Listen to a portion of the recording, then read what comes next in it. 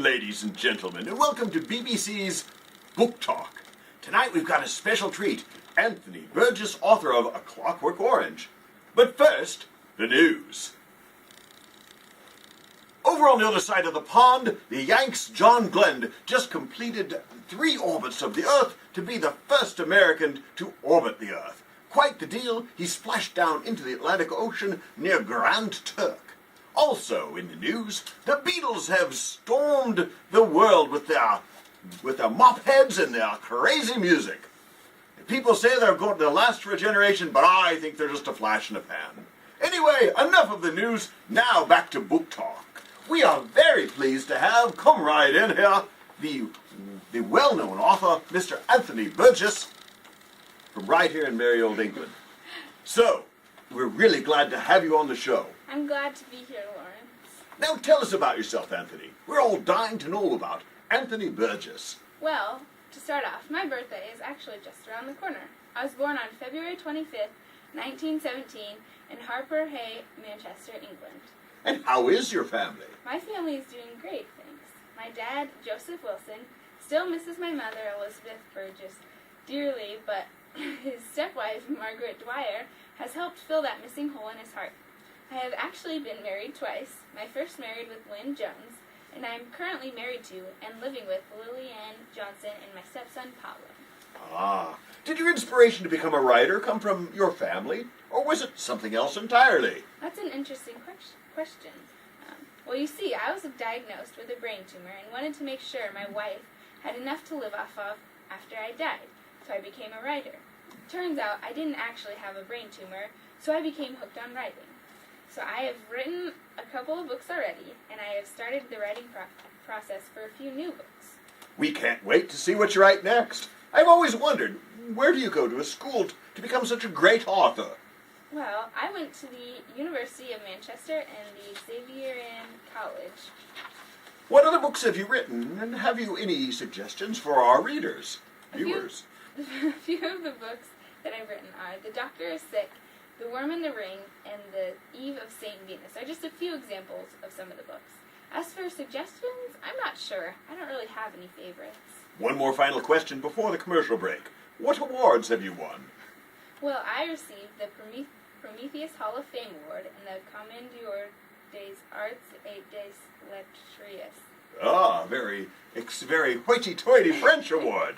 We'll be back with more of A Clockwork Orange with Anthony Burgess after this commercial break. Oi! Come back and finish me off, you wimp! What's the matter? Too spicy for ya! Pepperoni. It's a bit of an animal. And we're back with more of A Clockwork Orange with Anthony Burgess. Tell us about the book, Anthony. Well, it was published in 1962, this year, and it has 212 pages.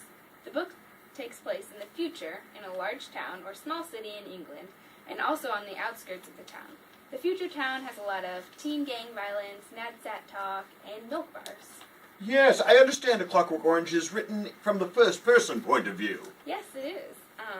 The main characters are Alex, which Alex is the person who is in the first-person point of view. He's a troubled teen who loves violence and ends up having to serve his time for it. The prison chaplain, a man who listened to Alex and gave him advice during his time in prison. F. Alexander, a man who helped Alex after he was beaten up but ended up using him to overthrow the government.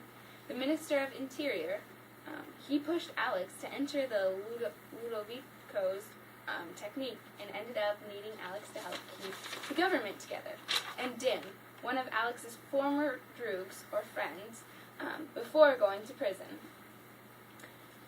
A Clockwork Orange starts off with Alex and his friends doing some little crimes in the town, and then they decide to go to out of town, and they go to a house, F. Alexander's house, and they beat up F. Alexander and rape and kill his wife.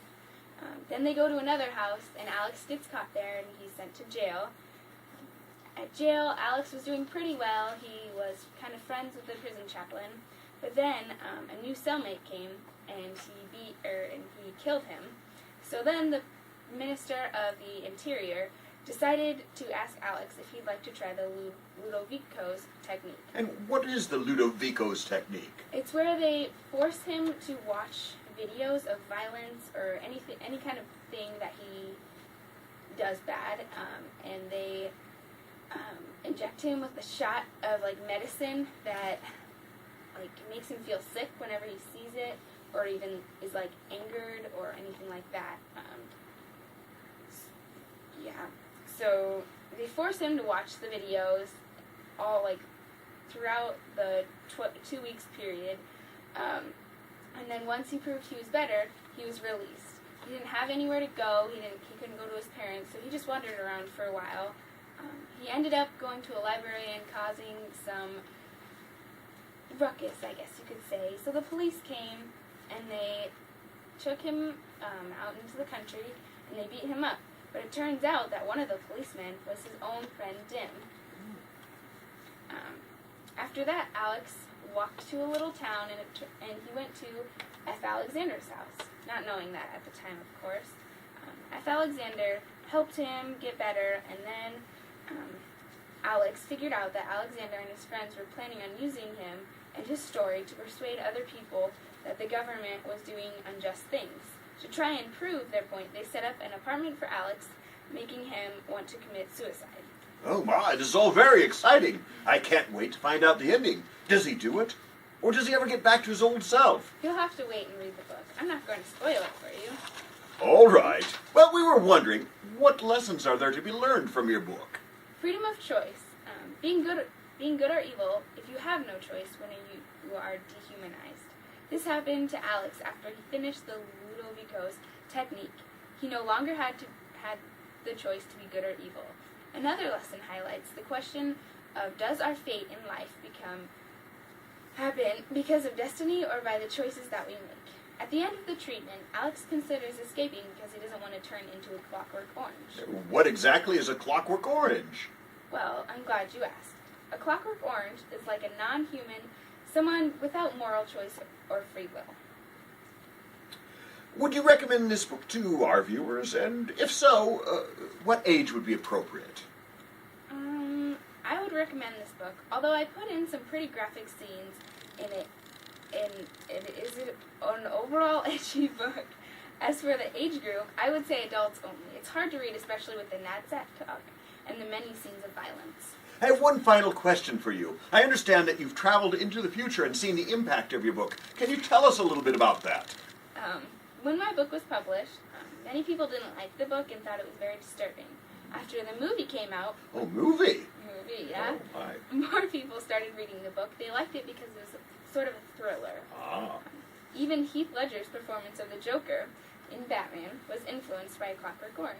Well, of course, it being 1962, I don't know who Heath Ledger is, but I'm sure he's somebody quite well known. Thank you very much for coming on Book Talk. Anthony, we're very excited to read all of your upcoming novels, and of course, eventually when this movie is made. Thanks so much. And that's BBC One and Book Talk.